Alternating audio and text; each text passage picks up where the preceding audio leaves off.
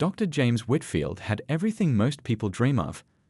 At 38, he was already at the top of his field as a heart doctor at Boston's best hospital. His large house in Beacon Hill stood out even in that fancy neighborhood. When important people in the city held parties, his name was always on the guest list. Fellow doctors looked up to him. Medical students wanted to be him. But something was missing. James often came home to empty rooms that seemed to echo with silence. He'd been engaged once to the daughter of an important hospital board member, but that fell apart 6 months before the wedding. Since then, he'd thrown himself into his work, taking extra shifts and volunteering for hospital committees. Anything to avoid going back to that quiet house. On a Tuesday afternoon in October, rain poured down so hard that drivers could barely see through their windshields. James was heading home after a long shift when his expensive car made a strange noise and suddenly stopped working. He managed to pull over in a neighborhood he didn't know well, one where his luxury car stuck out like a sore thumb. After calling for roadside assistance, the dispatcher told him it would be at least an hour before anyone could reach him. Cold rain seeped through his thin doctor's coat as he looked around for somewhere to wait. Across the street, warm light spilled from the windows of a small brick building with a hand-painted sign, East Side Community Center. James dashed through puddles and pushed open the heavy wooden door. Inside, children's artwork covered the walls. Mismatched furniture created cozy sitting areas. The smell of coffee filled the air. A tall woman with closely cropped hair looked up from a desk covered with papers. Caught in the downpour, she asked with a smile that made the corners of her eyes crinkle, "You look like you could use some coffee. I'm Tamara." "James," he replied, suddenly aware of his dripping clothes, "my car broke down. They said it'll be an hour before help comes." "Well, James with the broken car, make yourself at home." Tamara handed him a chipped mug with steaming coffee. "Sugar's on the table. We've got no fancy cream, just the powdered stuff." As James warmed his hands on the mug, a group of teenagers burst through the back door, laughing and talking over each other. They quieted slightly when they noticed him, but then continued their excited conversation about a science project. "Our after-school program," Tamara explained. "These kids are building solar-powered cars for a competition next month." James watched as Tamara moved between the teens, checking their work and asking questions that made them think deeper about their designs. She spoke to them not as children but as young scientists with valuable ideas. "You run this place?" James asked when she returned. "For 6 years now," she nodded. "It's not much, but it gives kids somewhere safe to go after school while their parents are still working." They talked as James waited. He learned that the center operated on a shoestring budget but offered homework help, hot meals, and special programs like the science club. Tamara spoke about each child like they were her own, knowing their strengths, struggles, and dreams. "What about you?" she finally asked. "That coat looks too nice for this neighborhood." James told her about his work at the hospital, carefully leaving out details that might sound like boasting. When he mentioned the hospital's lack of community outreach programs, Tamara's eyes lit up. "You know what would be amazing? If these kids could learn about healthcare careers. Most of them have never met a doctor who wasn't treating them when they were sick." By the time the tow truck arrived, James had agreed to come back the following week to talk to the teenagers about medical careers. What he didn't tell Tamara was that meeting her was the first time in months he'd felt truly interested in something outside the hospital walls. As he climbed into the tow truck, he glanced back at the community center. Through the window, he could see Tamara laughing with the teenagers, her hands moving animatedly as she spoke. Something tugged at his heart, a feeling he couldn't quite name. He didn't know it yet, but that rainy Tuesday would change everything. James kept his promise. The following week, he returned to the community center with a stethoscope, a blood pressure cuff, and plastic models of the human heart. The teenagers gathered around him, curious and full of questions. One boy asked if doctors really made tons of money. A girl wanted to know how many years of school it took. James answered honestly, emphasizing the work more than the rewards.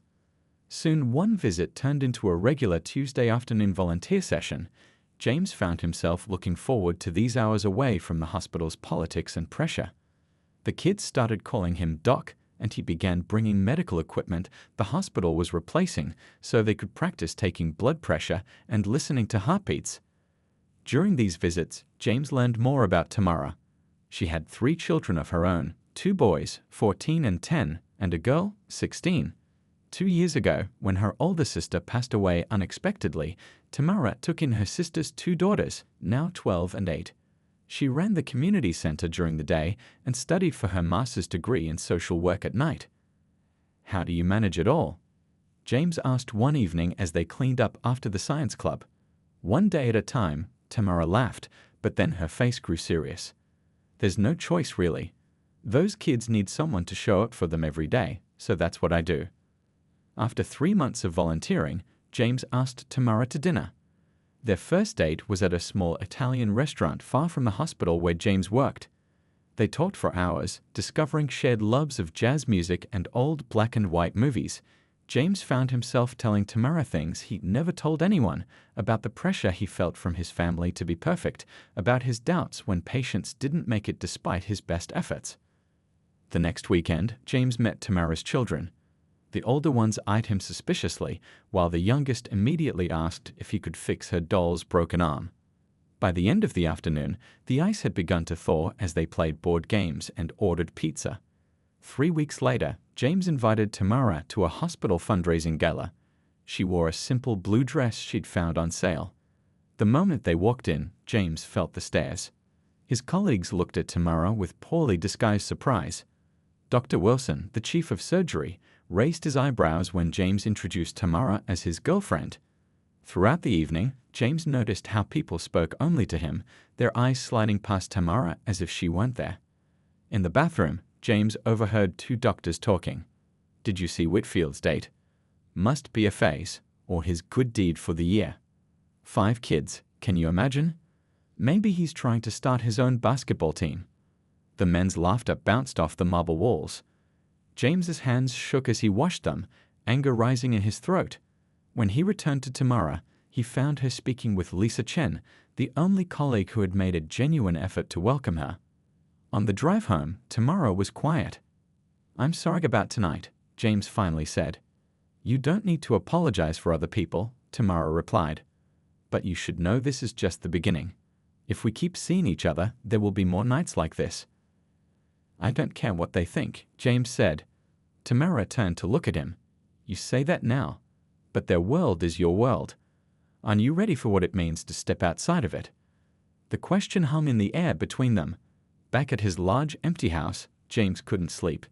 He thought about how alive he felt around Tamara and her children compared to the hollowed feeling at hospital events. He thought about the whispers and stares, and how they would likely get worse, not better. The next morning, he called the hospital's head of community outreach. By that afternoon, he had approval to start a monthly health clinic at Tamara's community center. If people were going to talk, he decided he would give them something worth talking about. And he would show Tamara that he wasn't going anywhere, no matter what anyone thought. 8 months passed. The health clinic at the community center became a huge success. Families who couldn't afford regular doctor visits now had somewhere to go. James recruited other doctors to volunteer, though many came once and never returned, uncomfortable in this neighborhood so different from their own. On a bright spring morning, James sat in his car outside a jewelry store. He canceled 3 appointments to be here. Inside his pocket, he could feel the small velvet box. Was he really going to do this? His phone rang, his mother calling for the 3rd time that week. "James, darling, I heard the most concerning thing from Barbara Wilson at the club yesterday. She said you're still seeing that woman from the community center." James sighed. "Her name is Tamara, Mom. And yes, I'm still seeing her." "Well, you know I support your charity work. But don't you think this has gone on long enough? The Henderson's daughter just finished law school. She's lovely, and her father. Mom, I need to go. I'll call you later." James hung up and stared at the jewelry store. His mother's voice echoed in his head, along with the whispers at the hospital. Last week, the board chairman had coincidentally mentioned an opening at a prestigious hospital in Chicago. "A fresh start might be good for you," he'd suggested with a meaningful look. James got out of the car. An hour later, he was at the community center with a plan. That Saturday, Tamara arrived at the center for what she thought was a special health fair. Instead, she found the main room transformed with flowers and fairy lights. James stood in the center, surrounded by all 5 kids. Each child held a large sign. As Tamara walked closer, she could read the words, "Will you marry our family?" James dropped to one knee and opened the velvet box. "I know it hasn't been easy, and it probably won't get easier. But nothing in my life has ever felt as right as being with you and these amazing kids." Tears streamed down Tamara's face as she nodded yes. The children cheered and rushed forward, creating a group hug that nearly knocked James over. Later, he admitted he'd asked the older children's permission first. "They're part of this decision too," he explained. Planning the wedding revealed just how deep the disapproval ran. James's parents insisted on meeting Tamara for dinner before anything was finalized. At the restaurant, they were polite but cold, asking questions about Tamara's background and making comments about how challenging it must be to raise 5 children alone. "I'm not alone anymore," Tamara replied smoothly, squeezing James's hand under the table. When the wedding invitations went out, the responses were telling. Most of James's colleagues made excuses. His college friends seemed confused by his choice. His parents agreed to attend but requested that the ceremony be tasteful, whatever that meant. Tamara's side was the opposite. Her family, friends from the community, parents of the kids from the center, all responded with genuine excitement. They offered to cook food, arrange flowers, and help decorate. The day before the wedding, James received an email from the hospital board. His application for department head had been denied, despite his qualifications. The reason cited was his divided focus. James showed the email to Tamara. "Are you having second thoughts?" she asked quietly. "Not even for a second," he replied. "They can keep their title. I'd rather have our family." The wedding day arrived with clear skies and warm sunshine. The small church had 2 distinct sides, Tamara's, packed with joyful guests wearing colorful clothes, and James's, with scattered attendees in formal attire. His parents sat stiffly in the front row, his father checking his watch repeatedly. As James waited at the altar, he caught whispers from a group of hospital colleagues who had shown up out of curiosity more than support. Never thought he'd actually go through with it. Must be having a midlife crisis. Give it a year. He'll come to his senses. Then the music started, and everything else faded away. First came the children, the 2 boys in suits looking uncomfortable but proud, and the 3 girls in matching dresses, beaming as they scattered flower petals. And then Tamara appeared, radiant in a simple white dress, her smile outshining everything else in the room. As she walked toward him, James knew with absolute certainty that he had made the right choice, even if no one else could see it yet. The first months of marriage brought changes no medical school had prepared James for. His perfectly organized home became wonderfully chaotic, backpacks and shoes scattered in the hallway. The fridge was always full, yet somehow always empty. Mornings transformed into a busy rush of making lunches, checking homework, and finding missing socks. At first, the children walked carefully around him, as if waiting for him to change his mind. The oldest boy, now 15, watched James with guarded eyes. The 12-year-old girl asked pointed questions about whether he was really staying. The youngest ones were quicker to accept him, climbing onto his lap during movie nights and asking for piggyback rides. "Give them time," Tamara advised. They'd had people walk away before. James learned that being a doctor meant nothing when faced with a teenager's algebra homework or a 3rd grader's science project about volcanoes. One night, he spent 3 hours helping build a model that erupted all over the kitchen table, covering important hospital papers with red-dyed baking soda. Instead of getting angry, he laughed until his sides hurt. Tamara took a picture of him, covered in lava, his white shirt ruined and his smile wider than she'd ever seen it. At the hospital, though, things were different. Certain patients requested other doctors after meeting James and seeing the family photo on his desk. Nurses who had once eagerly volunteered for his surgeries now seemed distant. The hospital director stopped inviting him to golf outings where important decisions were often made. Dr. Reynolds got the funding for the research project, James told Tamara one night. "My proposal was better, and everyone knows it. Is it worth fighting for?" she asked. James thought about it. "The research matters, but the politics, I'm starting to care less about that part." The strangest change came from James's closest friends. Dr. Lee, who had attended their wedding, started declining dinner invitations. When pressed, he admitted, "My wife feels uncomfortable. It's not me, it's her." But not everything was difficult. Their Sunday dinners became something special. It started with just the 7 of them around the table, sharing stories from their week. Then Tamara invited her cousin who was going through a divorce. James invited Lisa, the one colleague who had stood by him. The cousin brought a friend the next week. Lisa brought her brother who was visiting from out of town. Soon Sunday dinners regularly had 15 to 20 people, a mix of family, neighbors, colleagues, and friends who needed somewhere to belong. They spilled into the living room with plates on their laps, laughing and talking late into the evening. People who might never have met otherwise found connections around their table. The children thrived with stability and love. The oldest boy's grades improved enough to make the honor roll. The middle girl discovered a talent for painting that James encouraged by converting a small room into a studio space. The youngest ones bickered less, secure in knowing both parents would be there each night. 6 months after the wedding, James received a letter from the hospital board questioning his commitment to excellence after he left mid-surgery when the youngest boy fell at school and needed stitches. Though another qualified surgeon had taken over seamlessly, the letter suggested his personal distractions were becoming problematic. That night, James sat on the back porch, the letter crumpled in his hand. Tamara joined him, passing him a cup of tea. "They're looking for reasons to push me out," he said. "Are they succeeding?" she asked. James looked through the window at the children doing homework at the kitchen table. The oldest was helping the youngest with spelling while the others argued good-naturedly about whose turn it was to clear the dishes. "They think they're punishing me," James said slowly. "But they don't understand. Every disapproving look, every patient request for another doctor, every missed promotion, none of it compares to what I've gained." Tamara smiled and leaned her head on his shoulder. "We should probably tell them that." "No," James laughed, putting his arm around her. "Let them figure it out on their own. Some lessons can't be taught, they have to be learned the hard way." Inside, the children's laughter spilled out into the night. James had never felt more certain that he was exactly where he belonged. 3 years passed. The Whitfield Johnson family had settled into their routines. The oldest girl was now preparing college applications.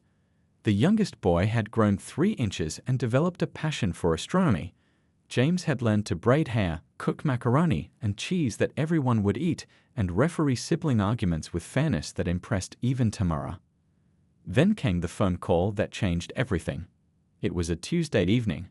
The family was finishing dinner when James's phone rang. It was the school nurse calling about the youngest boy, Anthony. "He collapsed during gym class," the nurse explained. "He's conscious now, but very pale. His stomach hurts, and he says he feels dizzy." James and Tamara rushed to the school. Anthony sat on a cot in the nurse's office, his normally energetic face drawn with pain. When James gently pressed on the boy's stomach, Anthony winced. "We need to take him to the hospital," James said quietly to Tamara. At the emergency room, they ran tests. James paced the waiting area, calling in favors to speed up the lab work. When the results came in, his heart sank. Anthony's kidneys weren't functioning properly. One kidney was severely damaged, possibly from an infection that had gone unnoticed. "He'll need specialized treatment," the ER doctor told them. "Possibly surgery." "I want the best kidney specialist," James insisted. Dr. Walker at Boston Memorial. The ER doctor looked uncomfortable. "Dr. Whitfield, you know that's your hospital. Given your situation there, it might be better to transfer him elsewhere." James felt like he'd been punched. "My situation? You mean the fact that they've been trying to push me out since I married Tamara? This is my son we're talking about."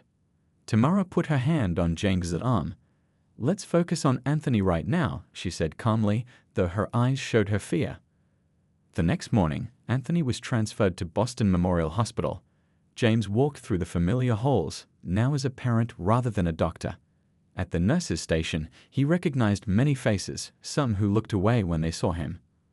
The hospital administrator, Mr. Phillips, intercepted them before they reached Anthony's room. "Dr. Whitfield, I need to speak with you privately," he said, his voice low. "There's a concern about potential conflicts of interest." The board is suggesting that Anthony might be better served at Children's Hospital across town. You want to transfer a sick child to avoid dealing with me? James asked, his voice rising. My son needs Dr. Walker, and he needs to stay here where the best kidney team is. I won't let hospital politics endanger his health. Their argument was overheard by Lisa, James's loyal colleague, who had been passing by. By afternoon, what had happened spread throughout the hospital. Nurses who had worked with James for years were outraged. Younger doctors who admired his surgical skills were confused by the administration's stance.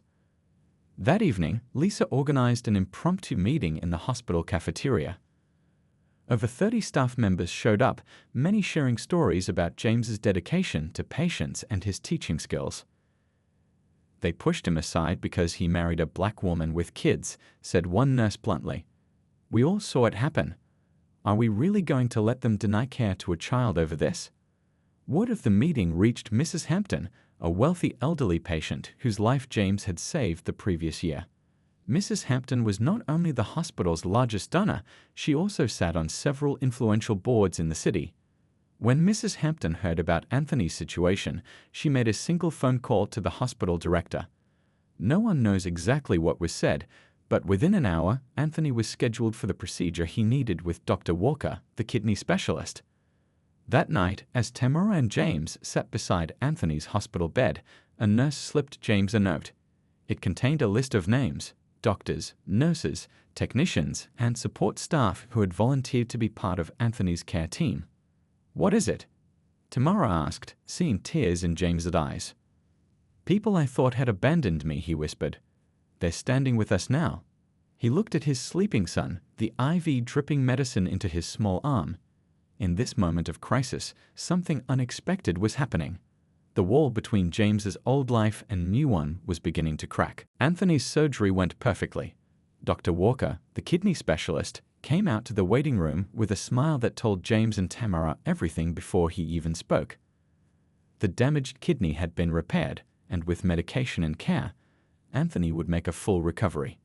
During the week of Anthony's hospital stay, something remarkable happened. Doctors who had avoided James for years stopped by to check on the boy. Nurses brought small gifts and stayed past their shifts to sit with Tamara when she was tired. Even the cafeteria staff made sure the family always had fresh coffee and snacks. On the day before Anthony was due to go home, Mr. Phillips, the hospital administrator who had tried to transfer him, knocked softly on the door. May I come in? He asked, looking uncomfortable in his expensive suit. James nodded, curious. Mr. Phillips stood awkwardly at the foot of Anthony's bed. I wanted to apologize, he said finally. To both of you, and especially to you, young man. He nodded toward Anthony, who was playing a video game that a nurse had brought him. The board is meeting tomorrow, Mr. Phillips continued. Mrs. Hampton has, well, let's just say she's made her opinions very clear. We'll be discussing new diversity policies, and there's talk of reviving your application for department chair. After he left, Tamara squeezed James's hand. People can change, she said quietly. 2 weeks later, the hospital board formally apologized for its pattern of behavior and announced mandatory diversity training for all staff. James was appointed to head the cardiology department, the position he had been denied 3 years earlier. His first act as department head was to expand the community health program. He secured funding for monthly clinics in neighborhoods that had limited access to healthcare. Many of these clinics were held at the community center where he had first met Tamara, who continued her work there while completing her master's degree. Slowly, James's colleagues who had once gossiped about his marriage began appearing at the Sunday dinners. At first, they came out of curiosity or obligation, but many found themselves returning, drawn by the warm atmosphere and genuine conversations. Several admitted to James privately that watching his family had changed how they thought about success and happiness. I always thought having the biggest house and the most prestigious title was what mattered, confessed Dr. Thompson, a surgeon who had been particularly cold to James after his wedding. But my house is empty most nights. My kids barely talk to me when I call. You've built something real here. The most surprising transformation came from James's parents. After witnessing their son's unwavering dedication during Anthony's illness, they began making small efforts. His mother called Tamara directly instead of always asking for James. His father showed up one Saturday to help the oldest boy build a bookshelf. One Tuesday afternoon, James's mother arrived unannounced with a box of old family recipes. "I thought maybe the girls might like to learn some of these," she said hesitantly to Tamara. "My grandmother taught me, and well, they're part of their heritage now too." Tamara invited her in, and soon the kitchen filled with the smell of baking and the sound of laughter as the girls peppered their grandmother with questions about James's childhood. Later that month, James's father announced he was establishing a scholarship fund for students from the community center who wanted to pursue healthcare careers. "It won't fix everything," he told James gruffly, "but it's a start." The local newspaper that had once described their wedding in condescending terms now requested an interview. The reporter who arrived was the same one who had written the original piece. She sat in their living room, watching the family interact, and finally said, "I got it wrong before. I didn't understand what I was seeing." Her feature story, published on the front page of the Sunday edition, was titled "The Doctor Who Healed a Community." It detailed not just their family's journey, but the ripple effects their love had created throughout the hospital and neighborhood. James pinned the article to the refrigerator next to Anthony's latest school art project. "They're finally seeing what I saw from day one," he told Tamara as they stood in their kitchen, surrounded by evidence of their busy, love-filled life. "Maybe," Tamara smiled. "Or maybe we're just too stubborn to care what they think anymore." 10 years passed since James and Tamara's wedding day. So much had changed that sometimes they'd barely recognize their own story. The oldest girl had graduated from medical school, inspired by her stepfather's dedication to healthcare. The oldest boy worked at the community center, expanding its programs for local teenagers. The middle girls were in college, one studying art, the other business. And Anthony, whose kidney scare had changed so many hearts, was a high school junior with dreams of becoming an astronomer. On their 10th anniversary, James and Tamara decided to renew their vows. This time, the little church couldn't hold everyone who wanted to attend. They moved the ceremony to the hospital's garden, which had been redesigned as part of its community outreach program. Unlike their wedding day, there was no clear division between his side and her side. Hospital staff mixed with community center families. James's parents chatted comfortably with Tamara's cousins. The 5 children, now young adults, moved confidently through the crowd, greeting people who had watched them grow up. Mr. Phillips, the hospital administrator who had once tried to transfer Anthony, asked for a moment to speak before the ceremony began. 10 years ago, I made a terrible mistake," he said, his voice carrying across the garden. "I looked at this family and saw something I didn't understand, so I judged it. I wasn't alone. Many of us did." He gestured to the board members standing nearby. "We were wrong. Not just morally wrong, but wrong about what makes a doctor great, what makes a family strong, and what truly matters in a community." The hospital had changed dramatically over the decade. Its staff now reflected the diversity of the city it served. The community health program James started had expanded into a full department. Medical students from backgrounds similar to Tamara's were being actively recruited and mentored. As James and Tamara stood together to renew their promises, they were surrounded by their children. The oldest daughter took the microphone. "When I was 16, she began, I didn't believe this would last. I had seen too many people walk away.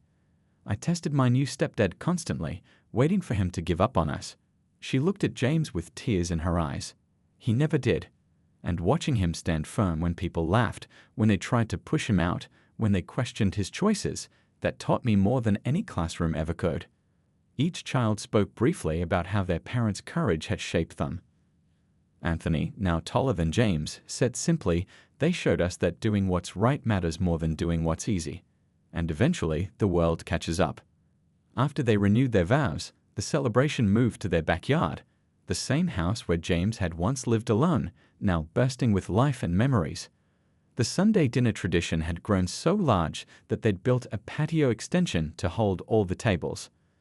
During the party, Mrs. Hampton, the hospital donor whose influence had helped Anthony years ago, pulled Tamara aside. "I've lived a long time," the elderly woman said, "and I've seen how slowly people change their minds. What you and James did, refusing to be defined by other people's small thinking, that's how the world gets better. Not all at once, but family by family, heart by heart. Later that evening, as guests lingered in the yard under string lights, James found himself standing with 3 doctors who had openly mocked his marriage a decade earlier. "I need to apologize," one said, his voice low with sincerity. "I was so wrong about you, about Tamara, about all of this." "We all were," added another.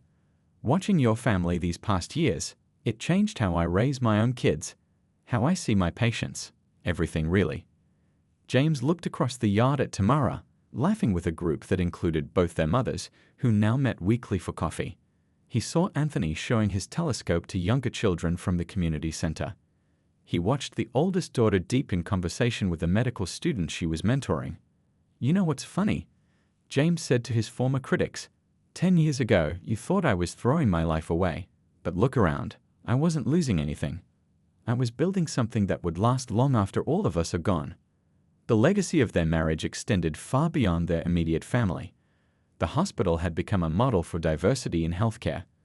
The community center had expanded with support from many who had once dismissed Tamara's work. And countless other couples found courage in their example. Those who had laughed didn't just regret their cruelty, they were grateful for the chance to grow beyond their prejudices and recognize that love, in all its forms, deserves celebration rather than scorn.